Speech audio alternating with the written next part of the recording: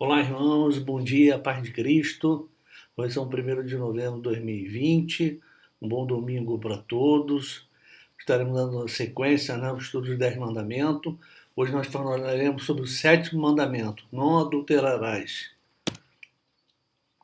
Nossa introdução, né? Não há como iniciar o estudo do 7º mandamento sem antes lembrar do primeiro. Não terás outros deuses diante de mim. Como já dissemos nas lições anteriores, os primeiros mandamentos se referem à nossa relação com Deus e os demais se referem à nossa relação com o próximo. Diante deste fato, a fidelidade da aliança proposta por Deus para conosco, Israel de Deus, no Velho Testamento, expressa categoricamente a imperatividade da fidelidade conjugal e a moralidade sexual. Nas palavras do autor, R. Alan Collins, é claro, lá em Mateus 19, 4, 6, que nós vamos ver ali abaixo, que a monogamia é o plano de Deus para o homem na criação. Então, a monogamia, é a palavra de Deus para o homem na criação, Nós lá vamos ver ali o 4 ao 6 de Mateus 19. Ele, porém, respondendo, disse-lhes: Não tendes lido que aquele que os fez no princípio, macho e fêmea os fez? E disse: Portanto, deixará o homem pai e mãe, se unirá à sua mulher, e serão dois numa só carne. Assim, não são mais dois, mas uma só carne. Portanto, o que Deus ajuntou, não o separe o homem. Aí vamos aqui falar sobre o adultério, A palavra adultério, no texto deste mandamento, é literalmente traduzida por cometer adultério. Em outros contextos bíblicos, é trasladado como o apostatar, desertar, abjurar. Assim, nos parece mais correto afirmar que este mandamento esteja ligado ao furto e à cobiça, antecedendo a proibição dos mandamentos seguintes, traduzindo-se na expressão explícita de renegar o matrimônio. O adultério é uma invasão da vida doméstica, a destruição da família, a dissolução do contrato fundamental da ordem social. Irmãos, é muito importante, estamos falando aqui sobre esse mandamento, o 7º, Para nós aqui que somos da classe dos homens, Aqui vai, um estudo muito importante, da nossa conduta como chefe de família, como pai, como marido, O adultério é uma invasão da vida doméstica, a destruição da família, a dissolução do contrato fundamental da ordem social. Por sua natureza social e moral, este mandamento vale uma boa e produtiva discussão, não desprezando o tempo passado em que foi escrito, mas, sobretudo, trazendo a discussão que nos parece ainda mais viva nos dias atuais. E é claro, irmão, a palavra de Deus é sempre atual, sempre atual. Aqui o autor coloca isso, que não só falando do momento do que foi escrito esse mandamento, mas a palavra de Deus ela é viva, Ela é sempre atual, sempre atual. E esse assunto do 7º mandamento é muito atual e de muita atenção para nós aqui, homens da classe. Aplicação à sua vida. Você sabe definir o que é adultério? A Bíblia define adultério como relação sexual de uma pessoa casada com outra, fora do casamento. Como a televisão tem tratado esse tema? Eu vou dar aqui a minha opinião, como a televisão tem tratado esse tema, Principalmente a gente vê a televisão usando as novelas, Você já viu toda a história de uma novela?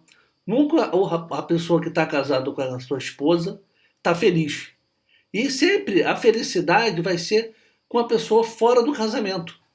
Quer dizer, já começa aí, é o inimigo, o diabo, utilizando as novelas para fazer a destruição da família. Porque o diabo quer destruir a família. Porque a família é um projeto de Deus. Então o diabo quer destruir o quê? A família. Então sempre é uma história. O cara está infeliz e aí aparece uma pessoa, uma moça, que ela estudou com ele lá quando ele era novinho, aí essa era a paixão dele, e aí ele larga a família, a esposa, para casar com ela, ou para ficar, nem casar.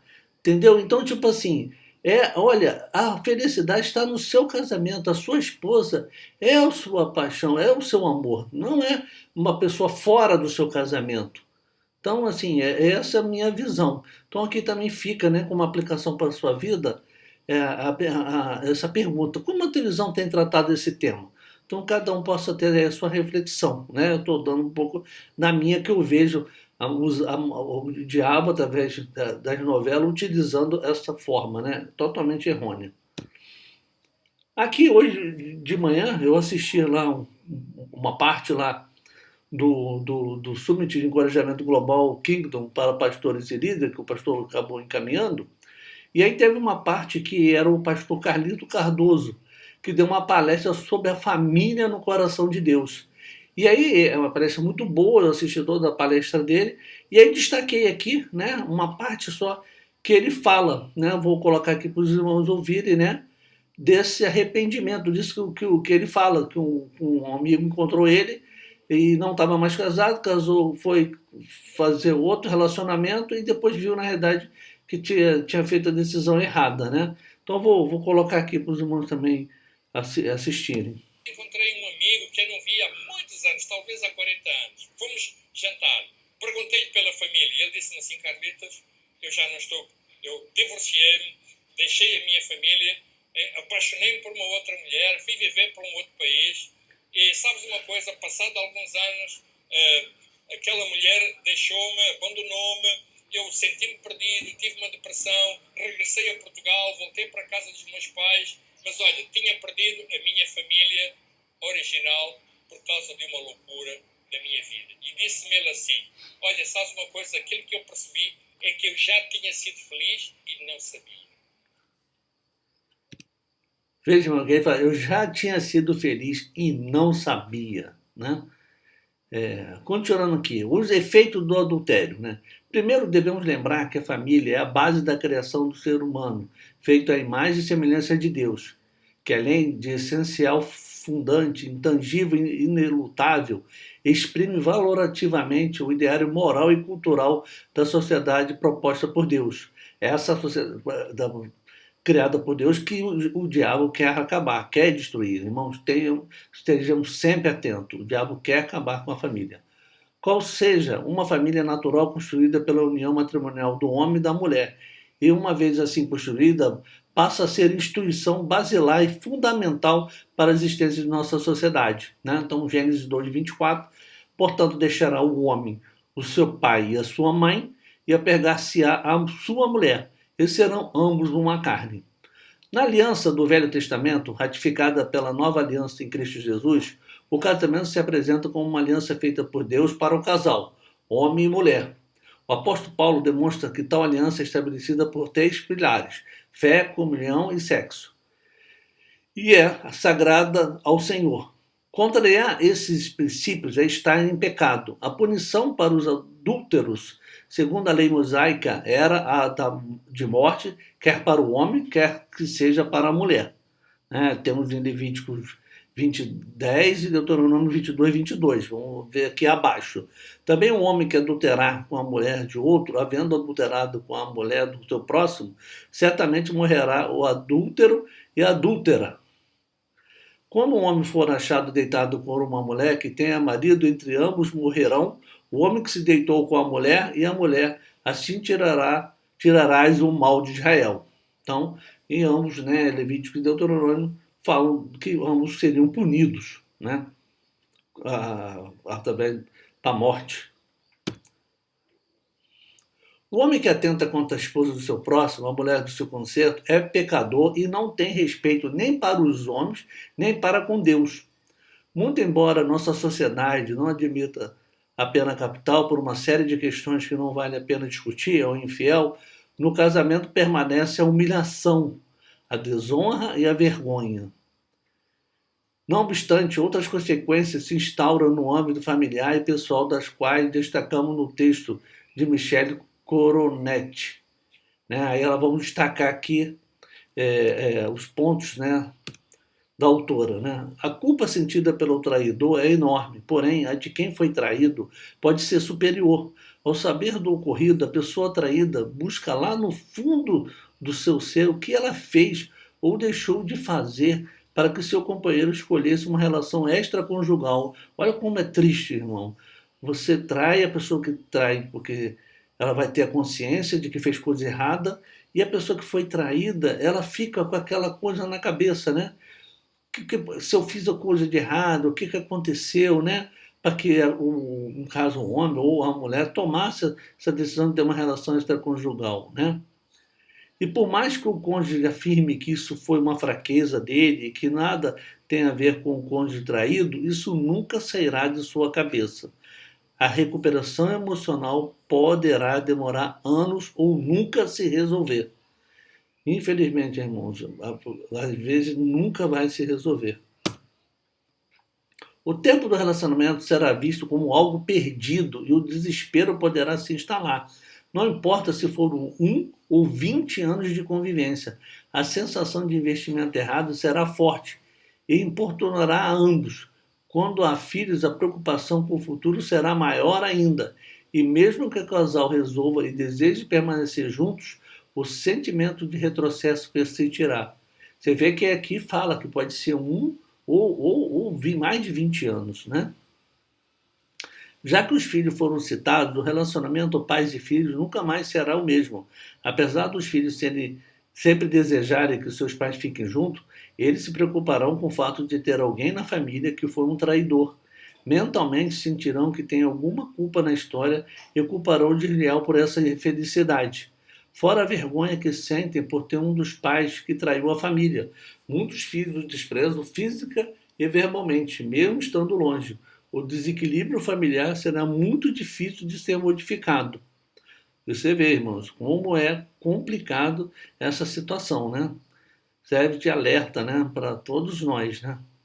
Embora a pena de morte tenha sido abolida para o pecado do adultério, o apóstolo Paulo, em sua carta de Romanos, deixa muito claro que a consequência de qualquer pecado não arrependido é se tornar inimigo de Deus e a morte espiritual eterna lhe é aguardada.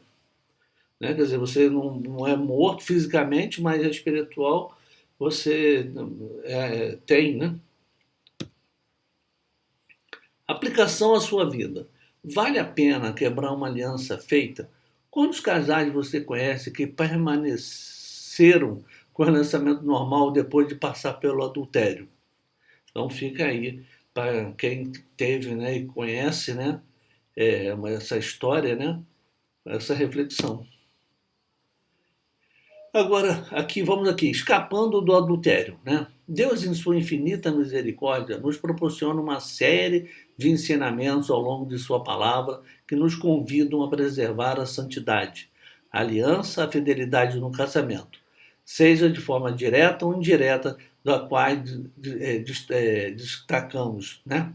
Vamos destacar aqui, acabou sendo errado ali.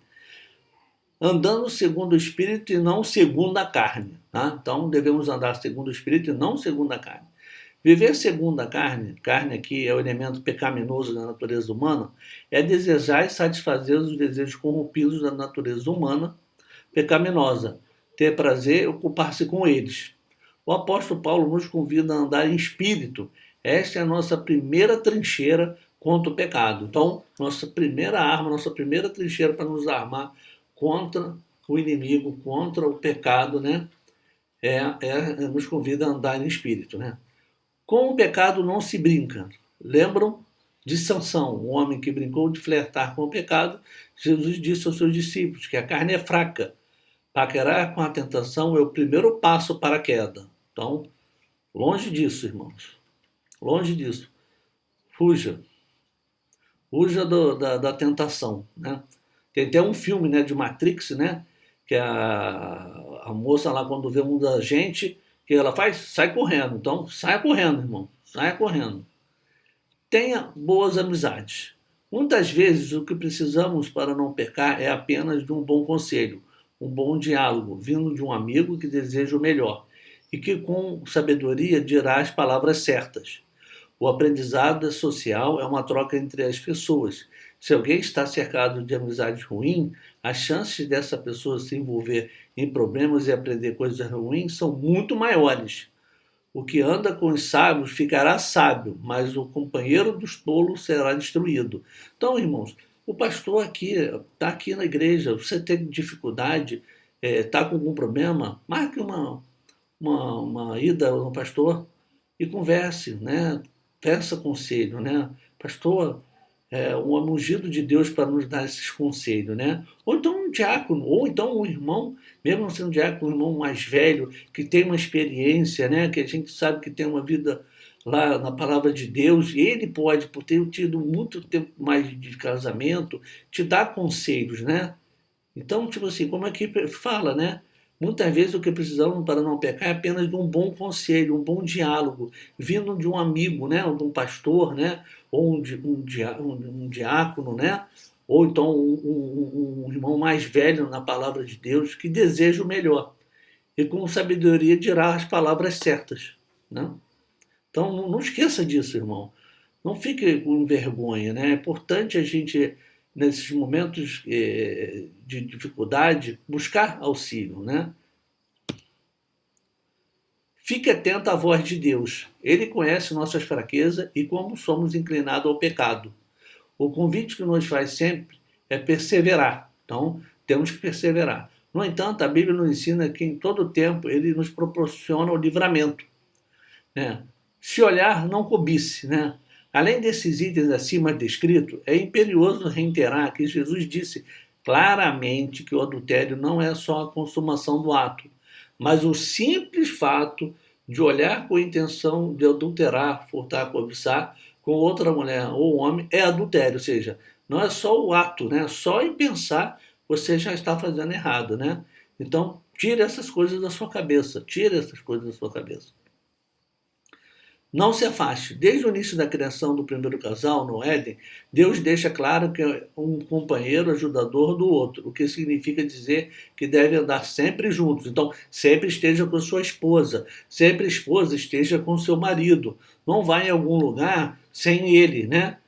Procure os dois estar sempre juntos, né? Sempre juntos. Tal afirmativa está contida na frase: apegar-se-á à sua mulher, e em todo o contexto bíblico, mais uma vez, o apóstolo Paulo recomenda que os dois não se apartem, e se o fizerem, seja por motivo específico. Outro, o que significa dizer que devem andar sempre juntos. Tal afirmativa está contida na frase: apegar-se-á à sua mulher, em todo o contexto bíblico.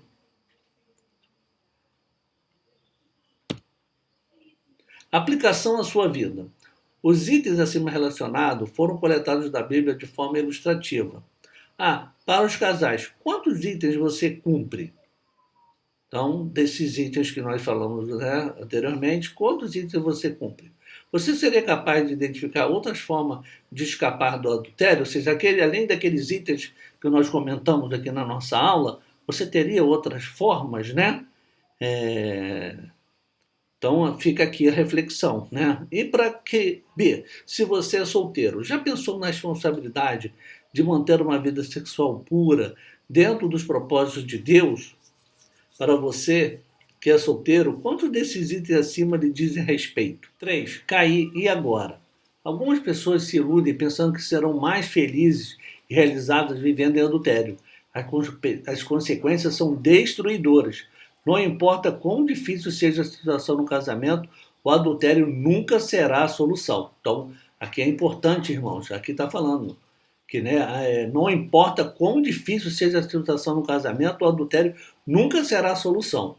Além de ser traumático, é reprovado por Deus. Se você vive uma tempestade no matrimônio, talvez seja oportuno considerar que esta pode ser uma oportunidade de analisar atitudes pessoais que não foram corretas e que novas disposições podem ser adotadas. Uma das consequências possíveis do adultério é o divórcio. Muitos que optam pelo divórcio nem sempre o fazem de modo responsável, pois talvez não darão chance para uma nova oportunidade, poderão acumular mágoas que se tornarão em ressentimento. Ressentir significa sentir novamente. Perderão a perspectiva e a esperança, sem nunca terem buscado ajuda, orientação profissional e aconselhamento bíblico. Aqui, aconselhamento bíblico, procure um pastor, irmão. Quando as ondas bravias do mar assolam contra a embarcação do casamento, revela-se que tipo de amor se desenvolveu. Se foi amor de tipo paixão, não há raiz e nem profundidade, ou se é amor de tipo de apesar de incondicional, a estrutura que suporta as reveses da vida. Se o tipo de amor revelado na tempestade for pastão, não há estrutura para suportar as ondas do mar. Mas em Deus pode ser encontrada a fonte do verdadeiro amor. Ele é a única rocha sobre a qual é possível edificar a vida, o casamento, o lar, a família com segurança. Então, Deus, Jesus é a nossa rocha do nosso casamento, irmãos. Plante o seu casamento fincado na rocha de Deus, na rocha de Jesus. A paixão é forte, mas passageira, é egoísta e inconstante. Entretanto, o amor é fiel, constante e eterno. A paixão humana, mas o amor divino, o apóstolo Paulo descreve que o amor é uma ação. E o apóstolo João sintetiza que o amor de Deus é um ato, porque Deus amou o mundo de tal maneira que deu o seu Filho unigênito para que toda que nele crê não pereça, mas tenha a vida eterna. Então, o famoso João 3,16.